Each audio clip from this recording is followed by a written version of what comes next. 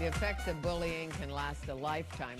It not only causes misery for targeted kids, but it leaves a lasting impression on those of us who witness bullying and don't stop it. It is one of the most underrated and enduring problems in schools today. Cindi Seddon develops action-oriented policies to stop bullying. She is a school principal and the author of a Take Action series against bullying. It is my pleasure to welcome Cindi Seddon to Studio 4 to tell us more. Thanks for having me. Nice to meet you, finally. Yes. We have friends in common. We do. We do. Lots of them, it turns out. I know, and my friends are pesty. They say, you have to have Cindi Seddon on. She's so fabulous. So, Well, we thanks. did, and I'm happy. I'm happy too. Okay. A bully, what makes a bully?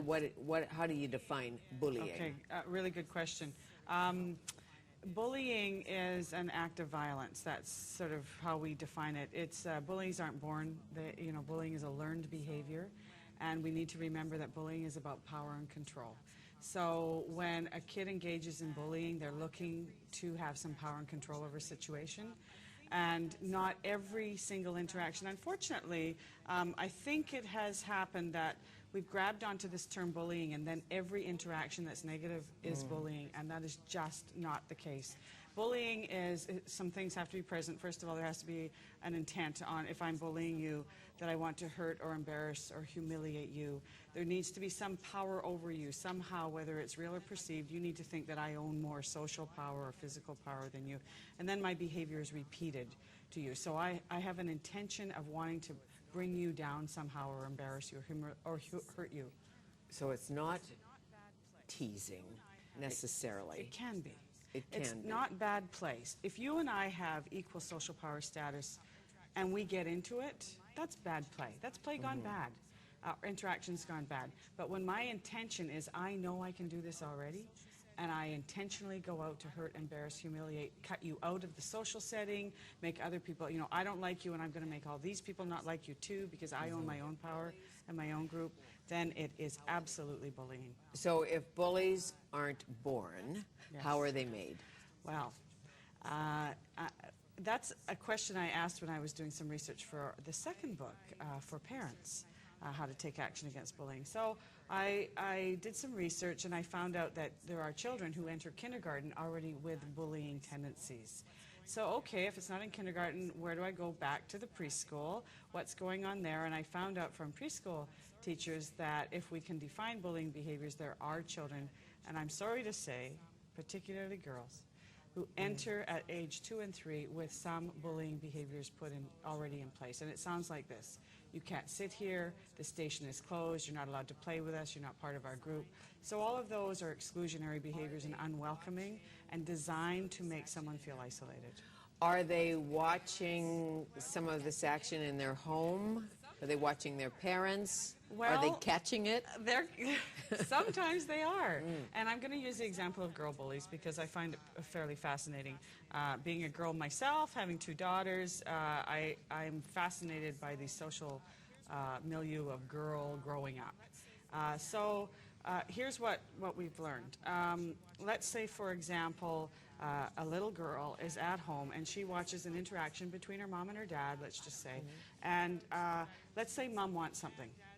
I don't know, new couch, new dining room suite, something, and dad says, you know what, can't manage it right now. For whatever reason, we're just... And if the reaction is to withdraw love, affection, suddenly, dinners aren't so nice, the air is a little cooler, and, men are so fabulous. I mean, they finally just give up on us, and they say, okay, what can we do here to make this right? And so then when I get my way, I lavish affection, and everything is a lot friendlier and kinder around the house, my little girl, who owns particular traits, very smart, very capable, very watchful, understands nuances in relationship. She looks at that behavior and learns, hey, I wonder what would happen if I withdraw affection, care, love from the group that I'm with. Will I still get my way? And so when she tries it on, guess what she finds out? Works. It works. And that's not every girl, and that's not every situation, but for a particular kind of child who owns some amazing, fabulous, positive traits, that interaction, if she witnesses it in that way, can very much lead to replication in her own social circles. What are the differences between a young girl bully and a young boy bully? How they operate? Right. So typically boys bully physically. So developmentally, boys are a little different than girls.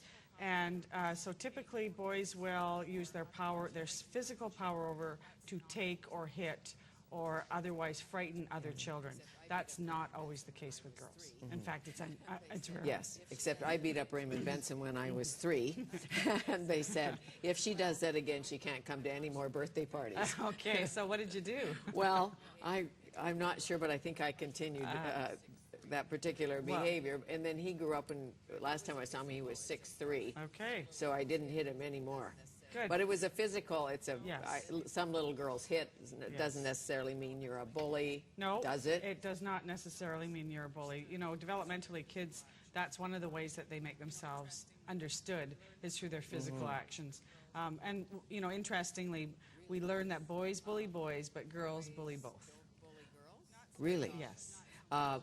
Boys don't bully girls? Not so very much. often. Not so much. And the types of bullying? Yeah. Many. Many.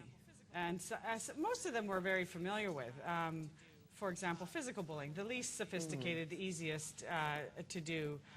There's verbal bullying, name-calling, racist comments, sexual comments about experiences or non-experiences or choices and non-choices.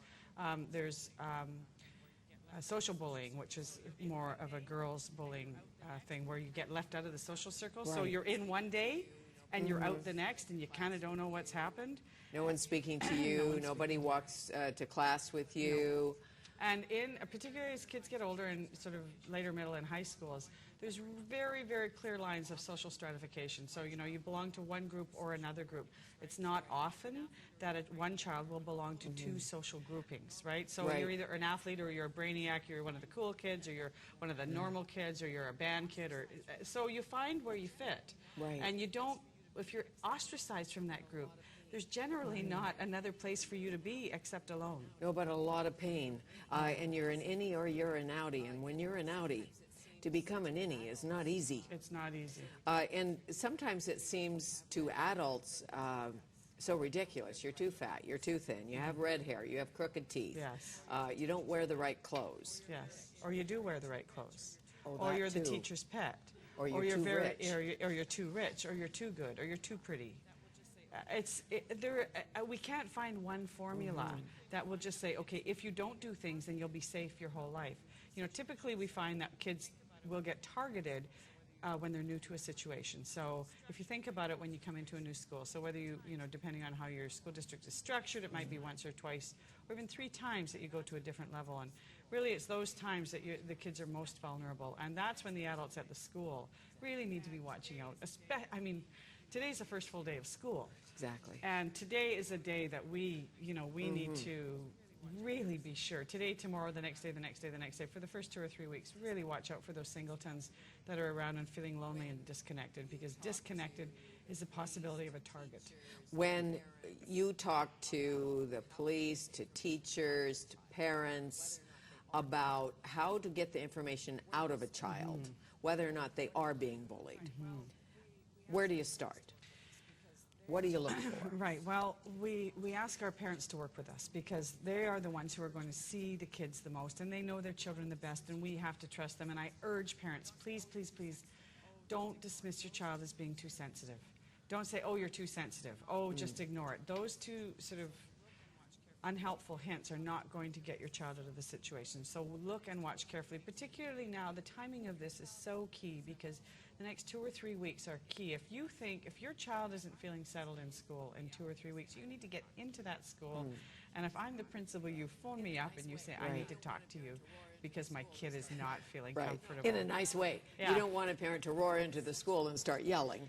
No. Well, you know, it's such an emotional issue, though. I understand. So what we do, we have to tell, and then we have to promise our children, and not just our own children, but our school children, that when they tell, we will not make it worse. they have to believe that we are out for their best interest. And typically, it has happened where a child has reported a situation of bullying, and that has been made very public in a way that puts that child at greater risk. So we have to hold that information very carefully. We have to promise not to proceed without the child knowing what we're doing and the parent knowing what we're doing. And then if we have to proceed and use that child's name somewhere, we need to check that out very carefully and know what the repercussions are. And the other piece is that we have to build a culture and climate in our schools where children report when other children are not safe. Because then the report could have come from anywhere. It could have come from you on the street who watched kids walk home. It could have come from the bus driver. It could have come from the, the grade 8s over here, or the grade 12s over here, or the grade 7s over here that saw